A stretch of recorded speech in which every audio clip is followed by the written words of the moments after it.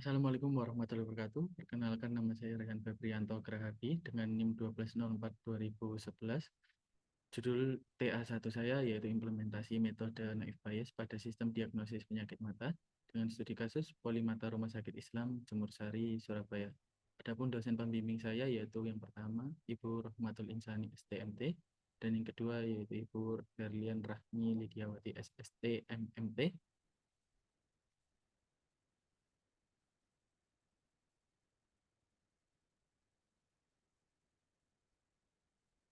Adapun latar belakang dari penelitian ini yaitu yang pertama, kurangnya jumlah dokter yang ada di Indonesia sehingga menyebabkan lamanya waktu tunggu.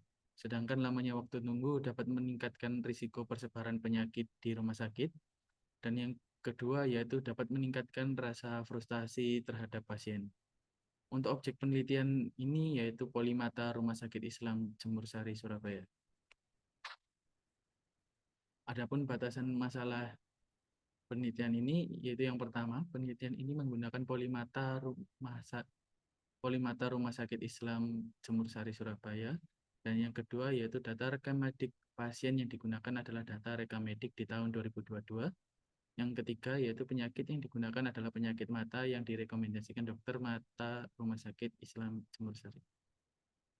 Untuk rumusan masalah yaitu yang pertama, bagaimana mengembangkan sistem diagnosis penyakit dengan pendekatan data mining. Yang kedua yaitu bagaimana perbandingan antara hasil diagnosis yang diberikan oleh sistem menggunakan metode naif Bayes dengan diagnosis yang ditegakkan oleh dokter spesialis mata. Adapun tujuan dan manfaat, yaitu tujuannya mengembangkan sistem diagnosis penyakit menggunakan klasifikasi naif Bayes dengan menerapkan studi kasus pasien penyakit mata di Rumah Sakit Islam Jemur Sari. Yang kedua yaitu menghitung akurasi dari hasil sistem diagnosis penyakit mata dengan hasil diagnosis dokter menggunakan confusion matrix. Adapun manfaat untuk dokter, dokter termudahkan dalam mendiagnosa penyakit dan dokter dapat mengurangi risiko terpapar virus atau penyakit lain dengan mengefisiensi waktu pemeriksaan pasien. Untuk pasien sendiri, waktu tunggu pasien menjadi lebih cepat, pasien dapat cepat tertangani, meminimalisir persebaran virus atau penyakit lainnya di rumah sakit. Untuk umum, dapat menjadi bahan rujukan dalam pembuatan penelitian selanjutnya. Dapat menjadi bahan pembelajaran mengenai data mining dengan algoritma naif Bayes. Adapun tinjauan pustaka dengan penelitian terdahulu, yaitu sistem pakar diagnosa awal penyakit mata dengan metode Bayesian Network, sistem pakar diagnosa penyakit gigi menggunakan metode naif Bayes, sistem pakar diagnosa penyakit selama kehamilan menggunakan metode naif Bayes berbasis web, klasifikasi penerimaan bantuan sosial program Keluarga Harapan menggunakan metode naif Bayes, dan yang terakhir yaitu adalah analisis sentimen pengunjung Pulau Komodo dan Pulau Rinca di website TripAdvisor berbasis CRISP-DM.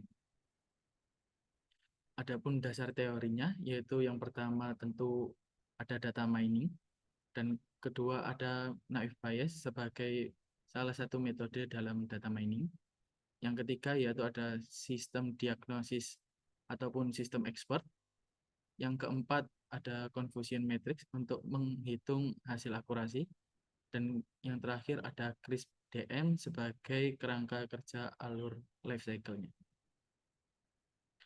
Adapun metode yaitu kuantitatif data sekunder, kemudian ada naif Bayes, dan yang ketiga yaitu CRISP-DM.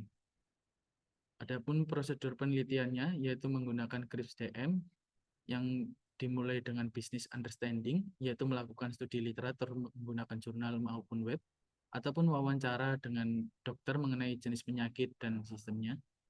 Kemudian dilanjutkan dengan data understanding, yaitu pengambilan data rekam medik dengan atribut tanggal kunjungan, umur, nomor registrasinya, tanggal lahir, seks, keluhan, RPS lokalis, penunjang, suhu, SpO2, tinggi badan, berat badan, diagnosa, swab plan, dan nama dokternya.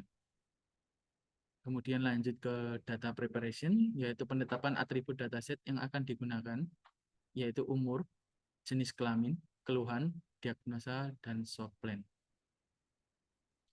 Kemudian lanjut ke modeling, yaitu mengimplementasikan algoritma naive Bayes dan pengintegrasian melalui website. Dan yang terakhir yaitu evaluation and result, yaitu pengukuran akurasi dengan confusion matrix dan validasi dengan dokter. Terima kasih. Sekian yang bisa saya sampaikan mengenai TA saya. Mohon maaf bila ada salah kata maupun perbuatan. Kami akhiri. Wassalamualaikum warahmatullahi wabarakatuh.